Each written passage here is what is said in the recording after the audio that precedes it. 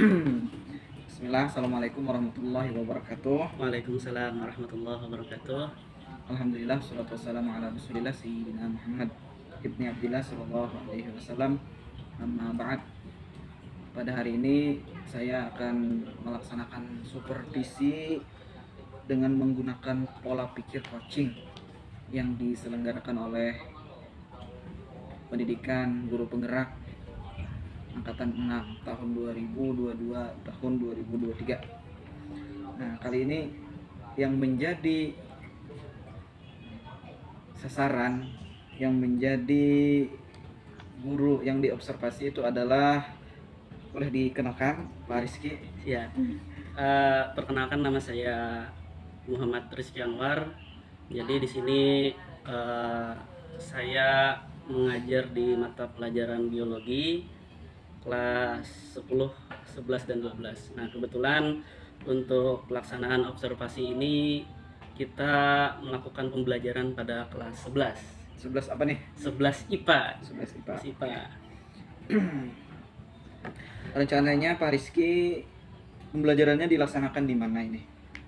Untuk pembelajaran kita dilaksanakan di dalam kelas, tepatnya pembelajaran praktikum ya, karena di pertemuan sebelumnya kita sudah melaksanakan pembelajaran teorinya. Jadi pembelajaran selanjutnya ini akan dilaksanakan praktikum. Berarti di lab Ya, laboratorium. Oke, baik. Nah, materinya tentang apa? Untuk materi di sini kita mengambil materi struktur dan fungsi pada jaringan hewan. Oke, baik. Kemudian tujuan pembelajarannya apa nih? Untuk tujuan pembelajaran itu sendiri, kalau dilihat dari secara garis besarnya, memang untuk praktikum ini tujuannya itu adalah mengkonkretkan ya sesuatu yang abstrak. Karena di dalam pembelajaran teori sebelumnya itu kan adalah sesuatu materi yang mungkin beberapa peserta didik belum jelas, belum terkonkretkan. Jadi harapan kita di pembelajaran praktikum ini hal-hal atau materi yang abstrak bisa lebih konkret dan lebih jelas lewat pembelajaran praktikum. Kemudian untuk tujuan pembelajaran secara lebih spesifik lagi, itu sesuai dengan rencana pelaksanaan pembelajaran atau RPP. Itu yang pertama, aspek yang kita masukkan tujuannya adalah tentang spiritual. Jadi di dalam pembelajaran praktikum nanti akan dimasukkan aspek spiritual. Di awal pembelajaran itu akan kita masukkan atau kita berikan materi-materi yang kiranya berhubungan dengan spiritual, atau dalam hal ini ayat-ayat Al-Quran. Itu tujuan untuk yang satu ya, untuk spiritual. Kemudian yang sosial, karena di sini sifatnya adalah praktikum dan pembelajarannya berkelompok. Jadi peserta didik itu diharapkan di dalam kegiatan sosialnya itu bisa bekerja sama, tanggung jawab, kemudian jujur, responsif dan aktif di setiap pembelajarannya, khususnya di pembelajaran praktikum ini. Kemudian yang selanjutnya itu adalah keterampilannya. Karena ini adalah praktikum, jadi diharapkan peserta didik mampu untuk melaksanakan praktikum struktur dan fungsi pada jaringan hewan ini secara baik itu nanti mereka aktif untuk meliterasi, kemudian berdasarkan pengamatan langsung. Oke, jadi itu tadi tujuan umum, dan kemudian ada tujuan khususnya tadi ya, berdasarkan spiritualnya, kemudian sosialnya dan keterampilannya. Pengetahuan sudah sebelumnya kita laksanakan di teorinya. Di teori di dalam kelas tadi ya. Kelas, betul. Oke. Berarti tadi ini sudah menjawab area pengembangan yang hendak dicapai. Apakah ada spesifikasi khusus tadi di dalam spiritual yang kayak gimana tuh pada bagian biologinya, pada bagian materi yang ingin dikembangkan, kemudian aspek sosialnya yang mana area yang ingin dikembangkan, dan keterampilannya area yang mana yang ingin dikembangkan? Kalau keterampilan sebenarnya itu banyak yang bisa dikembangkan, cuma untuk khusus di materi ini pertama itu ada yang namanya keterampilan proses sains. Jadi selain mereka nanti akan mendapatkan pengalaman belajar yang mudah-mudahan luar biasa, mereka juga bisa terampil dalam proses sains. Khususnya karena di sini kita materi tentang struktur dan fungsi jaringan hewan, anak-anak itu akan kita latih supaya terampil menggunakan mikroskop dan beserta pengamatannya nanti. Nah, di situ juga termasuk area pengembangan keterampilan proses sains di dalam sana. Untuk keterampilan kalaunya spiritual dan sosial apakah ada Oke. secara spesifik nih? Kalaunya spiritual, memang di dalam RPP itu sudah termasukkan kan ya aspek spiritual di awal di KI 1 ya. Jadi itu di awal pembelajaran kita akan memotivasi peserta didik dengan mengaitkan ayat-ayat Al-Quran yang kiranya berhubungan dengan materi ini. Akan tetapi nanti di dalam prosesnya juga kita sambil memasukkan hal itu. Jadi sambil mengingatkan bahwa di dalam materi ini yang sangat luar biasanya itu adalah Tuhan menciptakan struktur dan fungsi itu dengan sedetail mungkin, serinci mungkin, sehingga bukan hanya di awal tadi saja kita memotivasi peserta didik dengan mengaitkan ayat Al-Quran, akan tetapi di dalam prosesnya juga nanti akan sambil kita masukkan, kita sandingkan. Nah, jadi seperti itu. Baik, poin utamanya tadi ya jelas bahwasanya makhluk yang sekecil itu Betul. memang sudah melalui ketentuan Tuhan. Betul.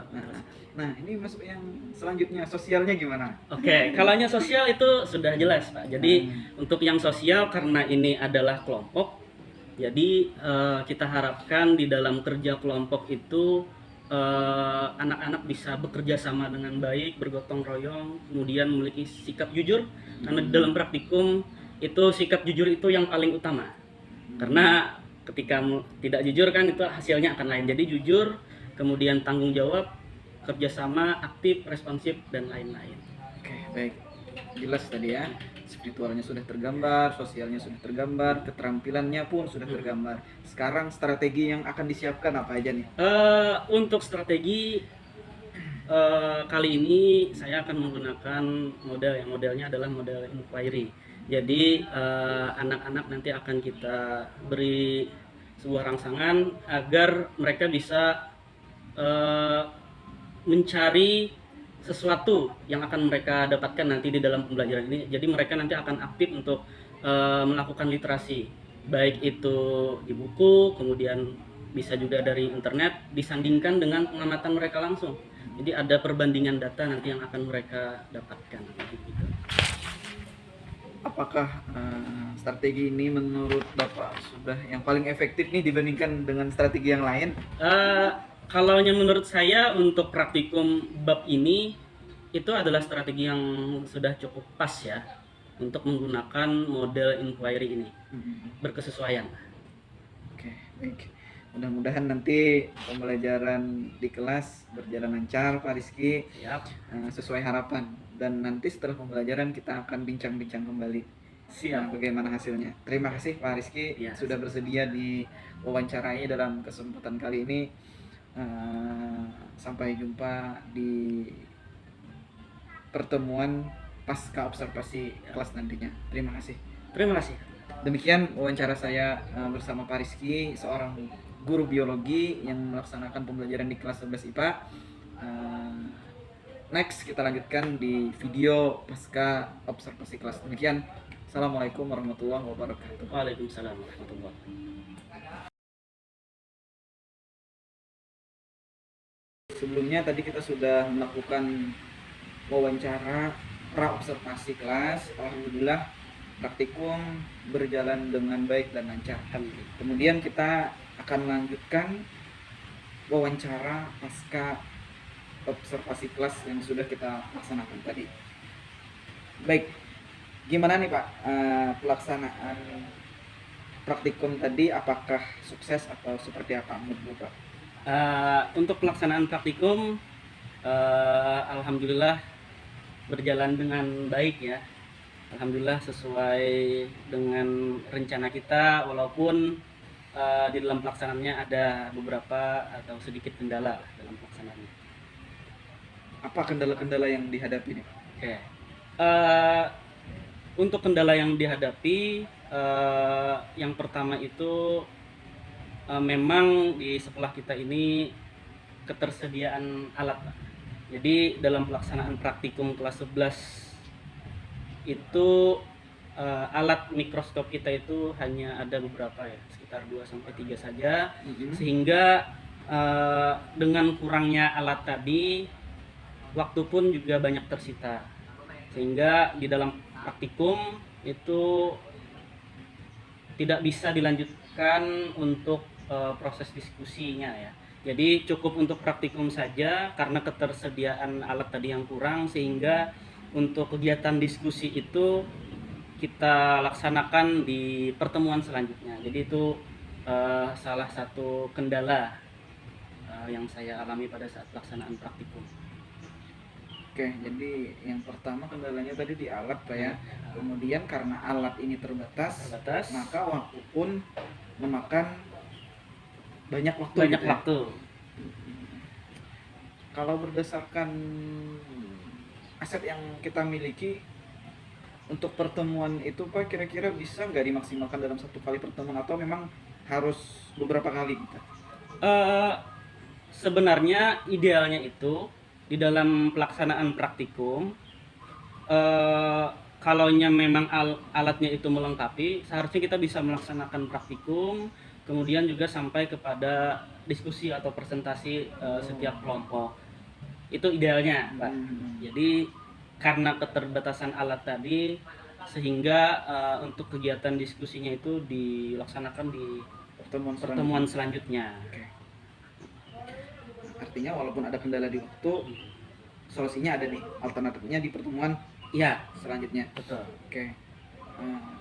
Berdasarkan aspek-aspek area pengembangan yang ingin Bapak kembangkan, itu apakah semuanya tercapai? Untuk area pengembangan yang ingin dicapai, ini juga berhubungan Pak dengan kendala yang kita hadapi tadi. Karena yang namanya keterampilan proses sains itu idealnya itu adalah dilihat secara individu sebenarnya. Oh, individu ya. Itu karena dia kan menggunakan alat mikroskop tadi, sehingga setiap kelompok itu mereka berbagi tugas secara kolaboratif ya. Jadi ada yang memainkan mikroskop, kemudian ada juga yang menyiapkan preparat-preparatnya, sehingga untuk keterampilan proses sains, yaitu penggunaan mikroskop tadi, ada beberapa saja yang memainkan alat mikroskop, tetapi yang lain itu ada beberapa yang tidak menggunakan gitu di dalam kerja kelompok tadi. Oke. Kalau anak-anak yang tidak sempat menggunakan mikroskop ya? Ya, mikroskop. Mikroskop itu gimana tuh alternatifnya nanti? Biasanya kita akan coba rolling, Pak. Karena kan penyiapan mikroskop, misalkan itu satu orang yang memainkan mikroskop, kan tetapi mereka sebenarnya bisa bergantian. Mereka bisa bergantian untuk memainkan mikroskopnya sampai melihat objek yang cukup jelas gitu di dalam mikroskop itu. Akan tetapi kembali lagi karena waktu tadi, sehingga proses pergantian yang ingin melihat tadi itu menjadi kendala. Jadi waktunya memang tidak sempat begitu. Namun lagi-lagi alternatifnya bisa dilakukan di pertemuan selanjutnya. Oke. Itu tentang keterampilan. Kemudian terkait yang dua lagi itu Pak, Spiritual ya? spiritual ya. Dengan sosial. Untuk spiritual tadi itu memang mulai rencana kita di awal bahwa penyampaian aspek-aspek spiritual itu dilakukan di awal dan diselingi di setiap proses-proses mereka melaksanakan praktikum. Alhamdulillah berjalan dengan baik, akan tetapi yang namanya spiritual kan untuk proses penerimaan apa yang kita berikan itu kan tergantung dari masing-masing anaknya, akan tetapi itu sudah kita sampaikan untuk aspek yang spiritualnya. Sedangkan untuk aspek sosial, alhamdulillah di sini peserta didik itu aktif bekerja secara kolaboratif. Kolaboratif. Oke, baik Pak. Tadi kan memang sudah disampaikan nih aspek spiritualnya, aspek sosialnya, dan kata Bapak tadi itu kan masalahnya di individu. Kira-kira gimana nih cara ngukur supaya kita tahu bahwasanya si si A ini, si anak ini dapat loh spiritualnya, si A ini dapat loh sosialnya. Itu gimana kira-kira Pak untuk mengukur tingkat keberhasilan spiritual dan sosialnya? Eh, untuk pengukuran, Hmm. kalaunya dari sosial itu kita memang ada instrumen penilaian, Pak. Ya. Kita punya instrumen penilaian sosial dengan berbagai macam aspeknya, Ya. menyesuaikan dengan RPP ya. Hmm. Sedangkan untuk aspek spiritual, nah ini yang menurut saya mungkin agak sulit ya untuk diukur Hmm. terkait dengan yang spiritualnya begitu. Jadi kalaunya sosial kita masih bisa, tapi kalaunya spiritual itu kita masih agak sulit untuk melakukan pengukurannya. Jadi menurut saya yang namanya aspek spiritual itu bukan hanya berbicara tentang kita mengukur atau menilai orang, akan tetapi sejauh mana mereka menerima begitu. Itu sedikit sulit untuk diukur untuk yang spiritual gitu. Jadi untuk menyelingi dan memotivasi tadi gitu. Oke. Untuk pembelajaran yang lebih baik nih Pak, kira-kira apa nih rencana perbaikan baik dari segi spiritualnya, sosialnya, keterampilannya, atau bahkan pengetahuannya? Kira-kira apa nih rencana ke depan supaya pembelajaran yang Bapak laksanakan nanti menjadi lebih baik lagi? Tentunya kita setiap pembelajaran selalu mengadakan evaluasi. Jadi apa-apa yang mungkin kurang di dalam pembelajaran kita sebagai guru harusnya kita sudah mampu melihat itu. Kira-kira apakah dari aspek sosialnya yang kita kurangnya di mana akan kita perbaiki di pembelajaran selanjutnya. Kemudian dari aspek-aspek yang lain sama juga Pak, sama juga. Jadi apakah strategi ini sudah cocok untuk diterapkan, apakah ini cukup efektif? Kalaunya kita rasa kurang, kita akan perbaiki lagi, atau kita lebih mencari solusi yang lain lagi, model-model yang lain yang mungkin bisa lebih efektif. Oke. Berdasarkan pelaksanaan pembelajaran yang sudah Bapak laksanakan, kira-kira ya, yang Bapak amati itu apa saja yang sudah dievaluasi nih? Yang sudah kita evaluasi sesuai dengan RPP ya. Sesuai dengan RPP itu ada beberapa Pak. Yang pertama untuk kegiatan penilaian. Untuk kegiatan penilaian itu kalau dari keterampilannya itu mungkin kan kita sudah bisa mengambil nilai. Iya. Tapi dari aspek yang pengetahuan perlu lagi kita evaluasi di pertemuan yang akan datang. Apakah itu baik berupa soal-soal yang mungkin bisa mengukur seberapa jauh pemahaman mereka terhadap materi ini. Oke, itu tadi hasil evaluasinya. Evaluasi. Oke, baik. Dari segi penilaiannya tadi. Ada lagi Pak yang dievaluasi selain itu? Saya kira itu sudah cukup untuk evaluasinya. Tapi tadi kita belum selesai sebenarnya di pembelajaran ini karena antara praktikum dengan diskusi mereka secara interaktif itu sebenarnya jadi satu kesatuan. Karena kita terbatasnya waktu tadi, maka ada jeda antara minggu ini dengan minggu yang akan datang gitu. Jadi harapannya mudah-mudahan peserta didik masih antusias dengan materi yang dipelajari pada saat praktikum, sehingga nanti pada saat diskusi itu bisa menjadi bagus ya diskusinya. Ya, mudah-mudahan ya di pertemuan selanjutnya menjadi pembelajaran yang bermakna kembali lah bagi anak-anak, karena poin dalam setiap pembelajaran itu bukan sekedar kita menyampaikan sesuatu kemudian anak menerima sesuatu itu, tapi lebih kepada pembelajaran yang bermakna baik bagi gurunya ataupun bagi siswa yang menerimanya. Jadi kata kuncinya di sana adalah pembelajaran yang kita lakukan di setiap pelaksanaan KBM itu hendaknya pembelajaran yang bermakna gitu ya. Mungkin itu cukup Pak Rizky. Terima kasih sudah bersedia menjadi observer di sini. Mudah-mudahan pertemuan kita bisa menjadi manfaat baik bagi saya sebagai orang yang mensupervisi dan juga Pak Rizky sebagai guru yang disupervisi atau diobservasi. Demikian hasil demikian pertemuan ini. Sampai jumpa di lain kesempatan. Mudah-mudahan di modul berikutnya kita masih bertemu kembali. Terima kasih kepada PP saya Pak Dani Yulianta, kemudian juga terima kasih kepada Bapak Fasilitator Pak Gunawan Wahana, dan terima kasih juga kepada seluruh kawan-kawan, seluruh calon guru penggerak dimanapun berada. Sampai jumpa, terima kasih. Assalamualaikum warahmatullahi wabarakatuh. Waalaikumsalam.